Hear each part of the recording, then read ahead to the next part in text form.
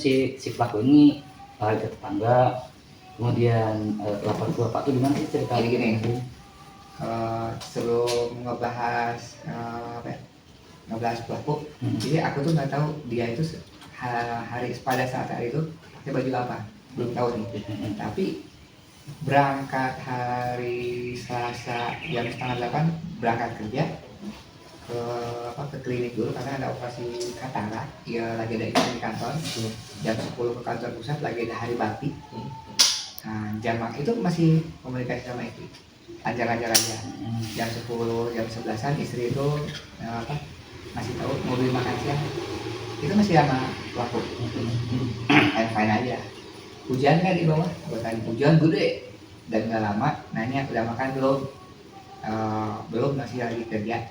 Udah jangan lupa makan. Itu dari istri. Itu chat terakhir. Dan hujan gede di bawah. Dan itu kayaknya lagi sedang dieksekusi.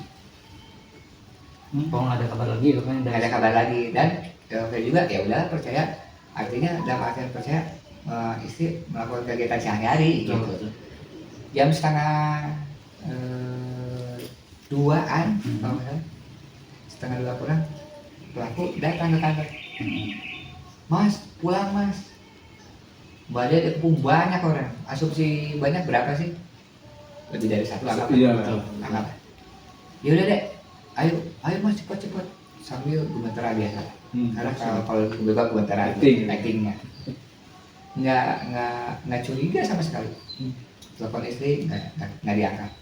Udah WA RW, grup RW bantu tolong rumah saya dikepung di rumah blok D14. Dua asumsi, dikepung itu bisa dikepung warga atau monyet karena banyak monyet gitu. Mungkin ini bercanda gitu kan. Nah ketika lagi di perjalanan, gimana nih kronologisnya? Itu sambil ada obrolan.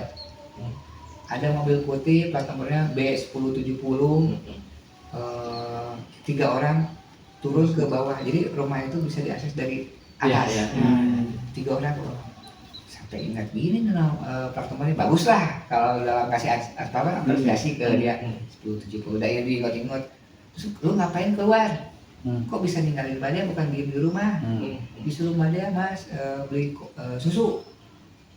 Enggak, jangan, kan nggak nyusu. Kalau kopi iya, karena istri mah doyan banget kopi. Ya udahlah, yang penting ini kalau benar pelaku jangan sampai kabur nih. Saya makin percaya aja, percaya dua, percaya dia tersangka dan percaya banget dia benar. Sudah ada kecurigaan dia tersangka dari susu. Oh, dari situ. Ya, kok beli susu? Wah, jangan sampai kalau lu ya pembunuhnya pasti kabur. Ya udah biarin. Karena dua tadi percaya sebagai tersangka dan percaya sebagai orang yang benar-benar kejujurannya gitu kan. Di mana dia mobilnya? Di sini. Mobil apa? Mobil putih. Tadi plat nomornya itu, iya B1070. Udah 3 orang mas datang ke rumah karena itu setelah reda kan dia si ada yang ngejemput dia. Cepat mas, buka pintu kan. Lalu buka lah. Lu kuncinya mana? Ya kan kunci rumah. Lu keluar pakai apa? Pintu rumah itu nggak bisa dibuka tanpa kunci. Kelok gitu kan. Nggak tahu mas. 2 kecurigaan. Oh, terus bukanya gimana? Ngetes. Pakai kunci emek. Oh, skenario dapat. 3. Ini kayaknya udah meninggal, feeling gitu ya. Udah meninggal karena kalau istri kalau ada orang keluar, orang ke rumah, bukan buka pintu, tapi buka hordeng. Kayaknya udah nggak ada orang. Biasa kan gede, istri saya kecret, tahu suara motor. Nggak ada aktivitas, curiga gitu kan. Atau ada di mana gitu. Cepat dibuka pintu, ngeliat istri udah meninggal. Mbak dia meninggal guling-guling. Emang dia nggak lihat kan enggak ya? Logikanya gitu kan. Guling-guling wah tantrum lah. Yang penting dia nggak kemana-mana aja. Dipastikan. Telepon mertua, telepon Propos Ahmed supaya dibantu cepet-cepet datang gitu. Lihat pintu-pintu tertutup, jendela masih utuh gitu. Lihat CCTV cabut orang dalam. 4. Yang kemudian yang kelima, kalau maling atau mau melakukan kejahatan, yakin nggak sih dari rumahnya kan? Pasti pakai sendal atau sepatu. Ini ada tapak kaki. Tapak kaki istri itu kecil. Ini gede. Yang gede dia doang. 5. Ya udah. Gue masih percaya sambil nungguin jangan kaburin pelaku. Dia sambil nungguin orang-orang keamanan datang. Dia tantrum. Buka kepala, maafin mah nggak bisa jaga dia. Tuh actingnya dia. Datang adiknya, adik mertua, adik ipar bilang minta maaf. Datang ke pihak polisian, kan kamu curiga siapa? Satu, ini kan satu. Yang kedua, Fadel harus dibawa karena untuk mematahkan narasi sama Mira, istrinya Fadel. Langsung dari ambil Fadel ke Istora, kemudian ke Sukatani. Istrinya. Kesempatan itu istrinya. Iya, ada Istrinya Fadel. Iya, Fadel. Yang pasti orang-orang yang jadi saksi itu jangan sampai pergi dulu. Nah, kita di BAP dari di BAP sampai jam berapa subuh? Iya. Pegang aja, Pak. Jadi sampai jangan sampai saya ditunggangi, pelaku ditunggangi siapa gitu. Enggak tuh narasi itu. Jadi di BAP kan masing-masing gitu ya. Kronologisnya pas. Kan bisa ngeliat ya CCTV dicabut, cuman harus diambil memorinya. Kalau nggak diambil memorinya harus nyolok karena buat ngerekornya gimana. Akhirnya diambillah mungkin sama pihak kepolisian dan bisa ngeliat.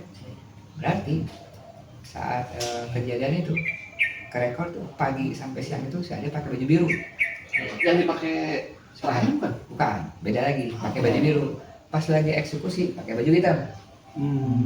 Pas lagi nggak jemput pakai baju belang yang terakhir. Itu baju pas ngejemput. Betul, 3 kali ganti baju. 3 kali ganti baju. Nah, karena tidak jujur terus ya orang, akhirnya kan cari tahu dia mah Betul. jatah apa? Jangan. Jantan ras ya. Nah, baru malam ngakuin dia yang bawa balok, martil, ya alat-alat bukti yang sudah dipersiapkan.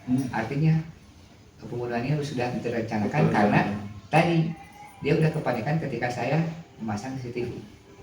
Gitu. Setelah pasang CCTV mah intinya nggak ada kejadian lagi, nggak ada teror, nggak ada orangnya. Dia panik setelah kayaknya ini orang bakal ketangkap deh kalau ada CCTV. Nah mulai panik, eksekusi aja gitu. Karena jaraknya dekat 5 Agustus ke terakhir kemarin semingguan. Ada 2 pertanyaan Pak. Yang pertama, Bapak tahu dari mana 3 kali ganti baju? Download Tribun X sekarang. Menghadirkan lokal menjadi Indonesia.